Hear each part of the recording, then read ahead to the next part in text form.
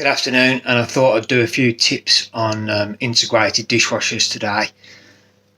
See loads of problems with them. We probably go out to more integrated dishwashers than most companies, as we work for one of the kitchen companies and supply the whole of the West Midlands with service. So see quite a lot, and I thought I'd go through a few of the things that might help if you've got an integrated dishwasher that won't come out. This might help, or you're about to put one in and do it yourself. Then obviously the first thing is read the instructions. A lot of the fitters don't read the instructions, and they really make some basic errors. Probably 80% of the jobs we go out to new installations that the kitchen fitter or the customers reported as being faulty aren't actually faulty, and it's usually a fitting issue. So first thing is read the instructions if you're going to do it, really. Most people don't go through it because there's some great little tips in there that will help you. So you've got to fit the decal door to it. This is a decal door. This is a semi-integrated machine, which means the decal door doesn't go all the way to the top. It falls short. There's not that many of them about, but they are still about. So if you've got one of those, then again, there's not a lot of difference between the fully integrated machine and a semi-integrated machine. That's the difference. Fully integrated machine, the decal door comes all the way to the top. The decal door just goes on the front and would be like that if it was a fully integrated machine controlling the control panel. A semi one, it will leave the control panel where you can see it and the lights flashing. So once you've read the instructions, what we see are errors really in the installation is make sure you go through the correct holes when you're attaching the decal door to the semi-integrated machine or the fully integrated machine. If you go through the wrong holes, then it can stress the inner door and you can get steam leaking out.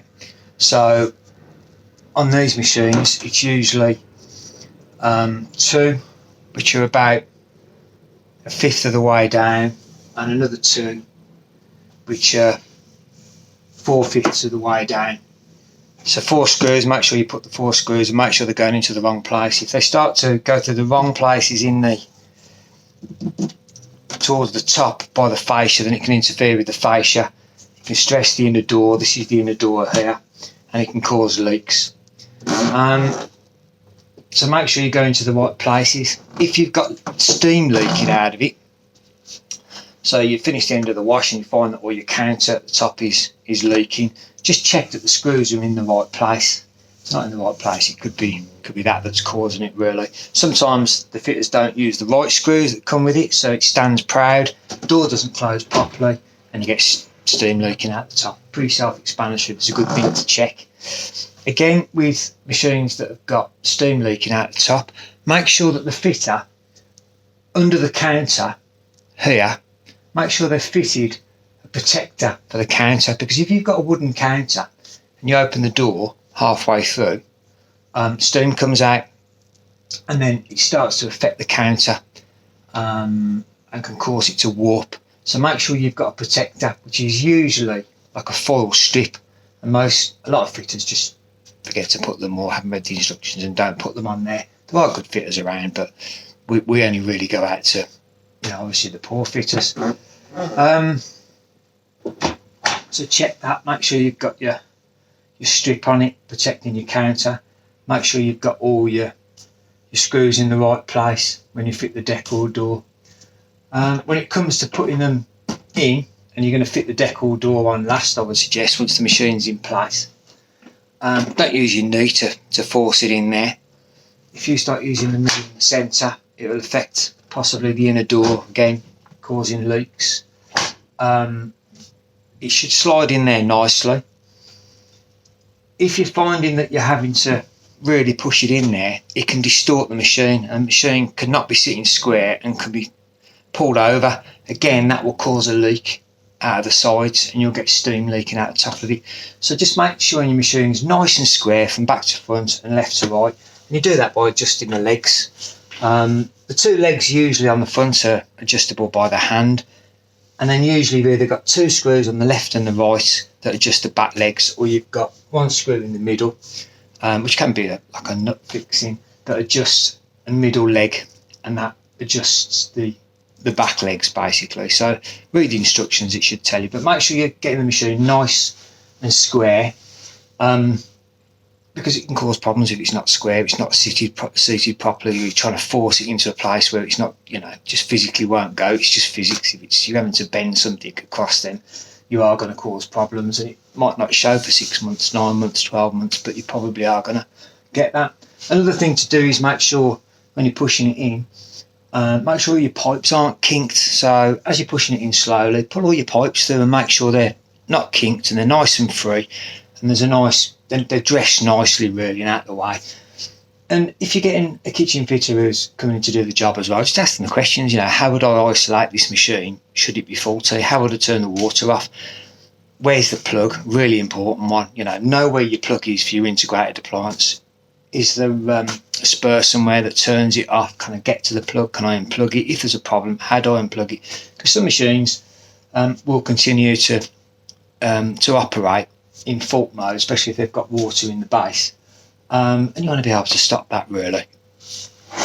So that's another good thing to check.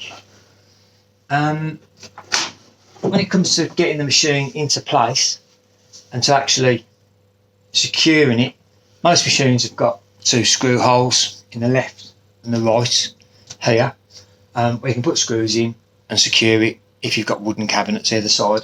Other ones have fixings here, and if you've got a wooden worktop, then basically make sure that you can get a screw in there that's not going to poke through the top end and appear at the top of the counter. Make sure your lengths are correct. They generally come with all these screws, most fitting kits do, so check that as well. Getting them out is just the reverse process really, looking for your places here and in here for screws. If you've removed all those screws and you've checked on the legs and you've slackened them off and it still won't come out, what some fitters do is, unbelievably, is they go through a wooden cabinet into the sides of the dishwasher and actually screw into the sides of the dishwasher. I've seen that quite a lot. So I sat there scratching my head going, why won't this machine come out? And it's turned out after careful examination that they've come to these sides and screwed it in there. So have a look for that, and usually it's a torch down the side to see if you can see some screws that are holding it in. Those are the basics really. You will find another error that crops up sometimes, and that is some of the decal doors have little fitting kits that go on the decal door like that and help it hold in place for when you place it onto the machine. Some fitters don't fit these, so they'll just hold it up against the door and they'll just screw through. When that happens and they just screw through and they haven't put this on, again, it's designed to be fitted with this little cage, and what it does, it leaves a bit of a space, and if they use like an impact driver and they're really going for it, then basically again it can pull the inner door into a space that's not designed to go, and that will cause a leak. So just, if you're finding you're getting leaks as well, just have they missed the fitting kit out? Has it been missed off it? Little things like that. It's mainly in the instructions, and it's a case of just reading it through really, but hopefully that will give you some pointers on when you're fitting your integrated appliance. Not too difficult, just need time and a bit of thought, and just basically read the manual. Hope that helps.